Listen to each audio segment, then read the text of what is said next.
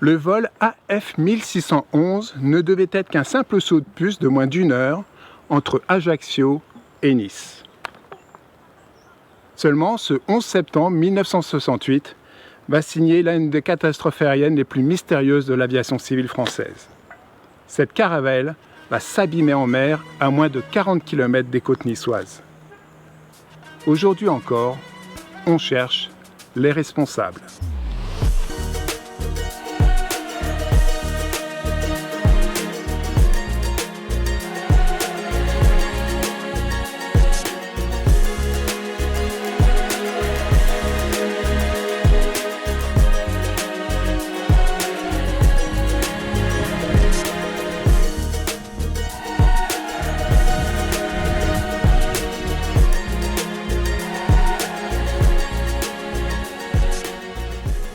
Dans cet avion, il y avait 95 personnes et il n'y aura aucun survivant.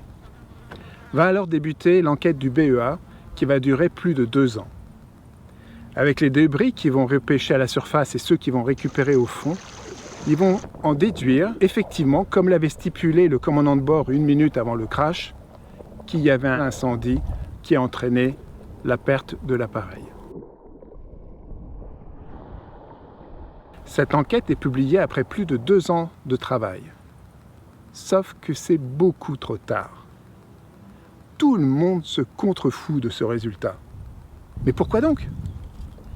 Parce que depuis 2 ans, les journalistes, l'opinion publique et les familles de victimes s'acharnent contre une rumeur.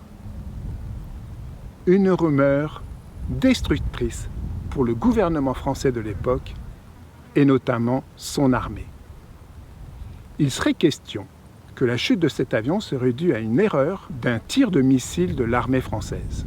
Cela fait 2 ans que le ministre des Armées de l'époque, Michel Debré, se bat contre cette rumeur.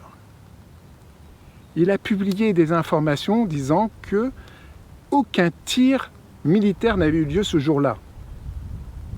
Je vous rappelle que le plan de vol de cette caravelle passait au large de l'île du Levant.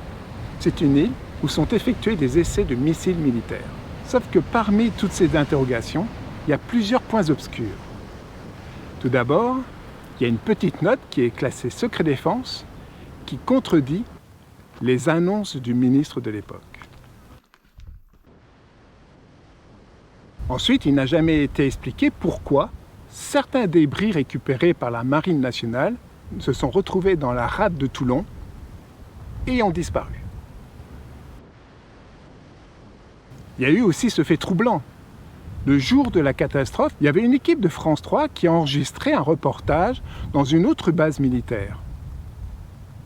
Et dans les enregistrements, il y a eu un message qu'ils ont entendu qui disait « On l'a perdu, on l'a perdu ». À peine arrivé à leur studio de montage, une équipe de la DGSE est venue saisir les bandes. Elles vont disparaître à tout jamais. Les journalistes n'auront jamais d'explication non plus sur le fait que pourquoi la frégate Suffren a eu, dans son journal de bord, des modifications et du rafistolage sur le jour de la catastrophe. Et enfin,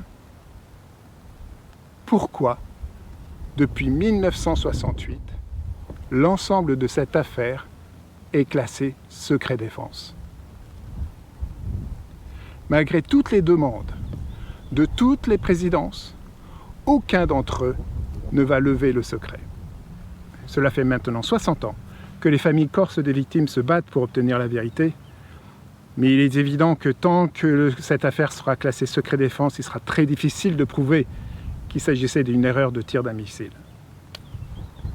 Comme le disait Michel-Ange, Dieu a créé une sœur au souvenir et elle s'appelle Persévérance.